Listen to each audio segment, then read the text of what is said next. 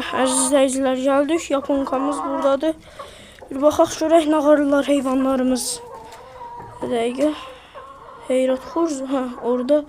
Bir baxaq görək. O, yatıbdır. Toyuğumuz. Yumurtası var. Hə. 2 dənə yumurtası var altında. Əziz izləyicilərim, burada belədir. İndi gedək, bir baxaq görək. O birisi tərəfdəki heyvanlarımız nə qayırır. Əziz izləyicilər, hündüşkalarımız buradadır. Xoruz da buradadır. İndi gedək görək itimiz nə qayırır. Sonra da bir baxaq. İtimiz də buradadır. Məni gördü. Oyunum.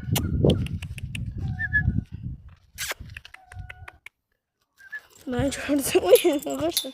Oynamağa başladı. Əziz izləyicilər, baxın. Şurada kuşun yuvası var. Bir de orada da bir tane yuva var. Onu da göstereceğim. Əziz izləyicilər, görürsünüz, yani bu kadar sizin için əlləşirik. Zəhmət olmasa like atıp abone olun. Yani o kadar işler eləyirik də. Baxın, orada da var bir kuş yuvası. Baxın, burada da var. Görürsünüz.